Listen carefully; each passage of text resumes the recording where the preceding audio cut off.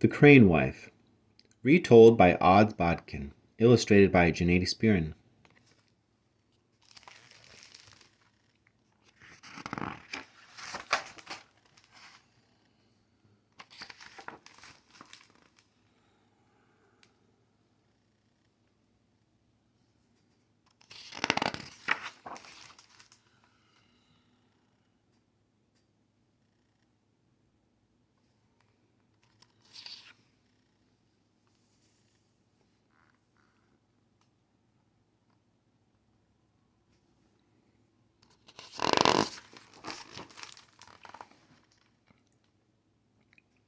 Once in ancient Japan there lived a lonely sailmaker named Osamu.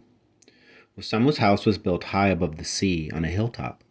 From where he sat weaving his sails, Osamu could see the green salt marsh below, dotted with white cranes. As he pulled the warp and weft of his sail fabric together, he would often think to himself, "How beautiful the cranes! How beautiful the cranes are! Of all the birds, they are the most like sails. It's as if the wind is held in their wings." All his life Osamu had wished for a wife to comfort his lonely hours at the loom, but with one rice steamer, one pot for making tea, and little else, he knew his chances of finding a wife to live with him were small.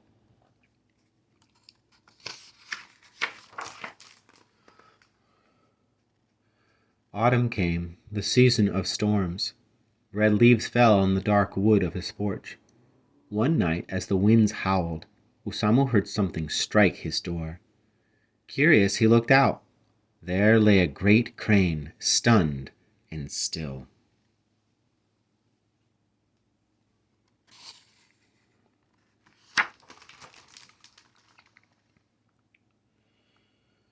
"Oh, poor bird," he cried, kneeling.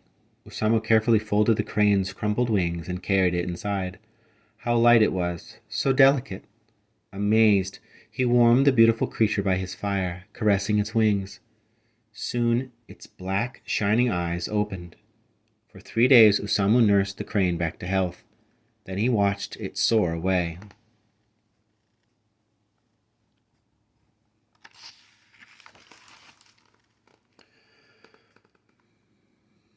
Time passed, and one night a great storm blew in from the sea.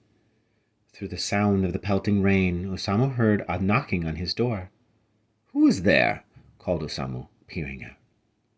A beautiful young woman gazed up at him, her black eyes shining.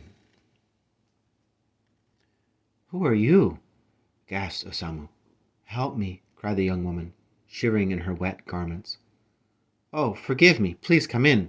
Osamu bowed and stared as she stepped inside.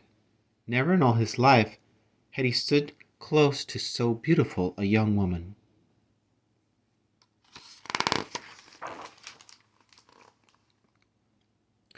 Osamu served the young woman tea and rice, and a little bit of the precious fish given to him by the fishermen in the harbor. Gradually she stopped shivering. They knelt across from each other. The lamp flame flickered. Finally he found words. How had she come to him in the storm? Where was her family? Where was her home? Osamu asked her many questions, but all the young woman would tell him was that her name was Yukiko. Time passed. Frost covered the black twigs outside Osamu's window, and still Yukiko had not left. It was beyond Osamu's wildest hope to think that she might stay. He was afraid to ask her to marry him. He had so little. Yet, as the days passed, a love grew between them. With no words spoken, Yukiko became his wife. But Osamu was still just a poor sailmaker, and it came to a time in the little house above the marsh when there was not enough food for the two of them to eat. Yukiko saw this. She came to him one day and said, "Husband, I will weave you a magic sail that you can take and sell in the village below." "You can weave a magic sail?" She pulled the dressing screen across the room, hiding his loom, which sat near the window. "Yes, but you must promise never to look at me as I work," she said. "Why?" Osamu asked. "Promise me," Yukiko insisted. And Osamu promised. Yukiko began to work. Osamu could hear the shuttle sliding and the loom rocking. Hours passed. Night fell. Osamu slept. At dawn, Yukiko was still working behind the screen.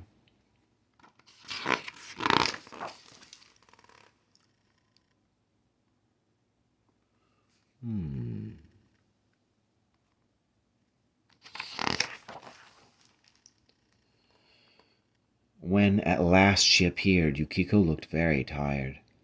That's natural, Osamu thought. She has worked all night. But when Yukiko placed the sail in his arms, Osamu forgot everything.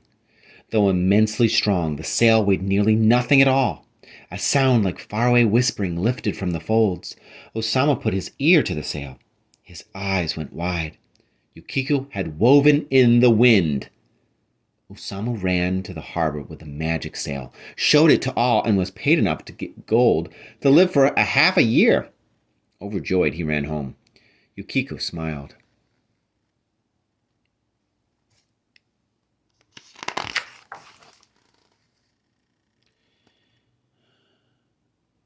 Time passed. Springtime came. Rain fell, and the marsh again bloomed green. The white cranes returned. Yukiko and Osamu could hear their calls.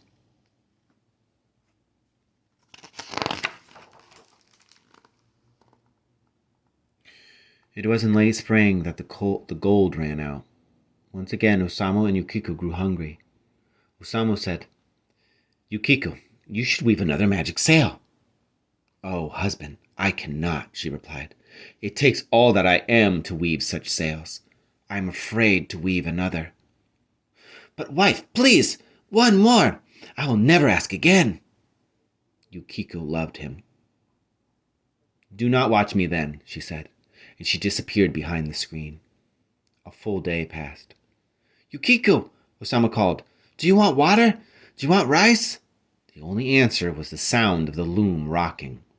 At the end of 2 days, Yukiko emerged exhausted, holding a second sail. More beautiful than the first, it too held the wind. Thinking only of gold, Osamu ran to the village and sold the magic sail. Everyone talked of Osamu's skill, for he told no one it was Yukiko who had made the sails. Again he was paid, enough gold to last 6 long months. Time passed. Autumn returned, the season of storms. The cranes in the marsh grew restless. Their feathers ruffled in the bending grasses and flying leaves. One day Osamu was visiting the village when a great trading ship docked in the harbor. From it strode a tall captain, a wealthy trader. The captain questioned the fishermen in the harbor, and they all pointed to Osamu. "I have sailed a great distance to find you, Osamu," said the captain. "I want you to weave a magic sail for my ship." Osamu thought of Yukiko and of the promise he had made. "I cannot," he replied. "The 2 I made are the only 2 I shall ever make." The captain laughed. "Make me a sail, Osamu, and I will pay you a lifetime's gold. You shall never work again." A lifetime's gold, thought Osamu. Imagine.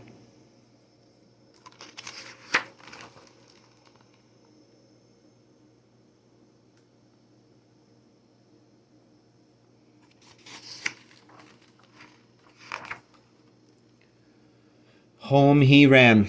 "Yukiko," he called, "there's a man in the harbor who will give us a lifetime's gold if—" He stopped in the door. "If you will weave one more sail." Fear swept across Yukiko's face. "Osamu, no! I'm afraid!" "Yukiko, a lifetime's gold! Don't you see? We will never want for tea or rice again." "But these sails, they take so much from me," she pleaded. "It is my very self they take." Osamu frowned at Yukiko. "I'm your husband," he said, his voice growing loud. "I command you." Yukiko began to weep. "Very well," she said, trembling. "But promise you will not look at me." "I promise. Now go, make my sail." Yukiko pulled the screen before the loom and disappeared. Outside, Osamu paced his porch. He could see the ship at anchor in the harbor, waiting. A day passed, then another. Still Yukiko worked. A 3rd day dawned. Never had she worked so long. "What is she doing?" Osamu asked. Osamu wondered. "Yukiko," he called. Do you want water? Do you want rice? But she gave no answer. Why, wondered Osamu, should only Yukiko know how to weave magic sails? Why could he not learn the secret of weaving in the wind? Then he could make magic sails, make many magic sails, and he could save Yukiko the work she did not wish to do. Osamu could hear the shuttle sliding and the loom rocking. Yukiko, answer me! Unable to contain himself, Osamu ran around the screen. A long beak swung toward him. Sad black eyes gleamed at him. There stood the crane he had saved in the storm. Yukiko! The bird was weaving its white feathers into the sail on the loom. Filled with sea wind, the feathers were trembling.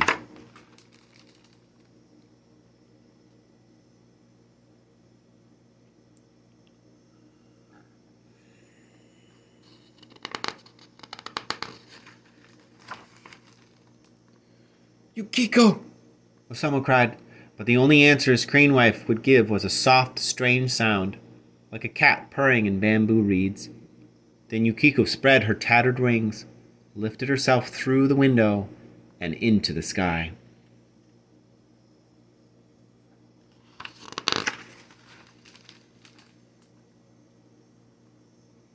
Never again did Osamu see her. He wove simple sails for the rest of his years, there at his window, gazing at the marsh and the white cranes. And each autumn, in the season of storms, he waited for a knock on his door.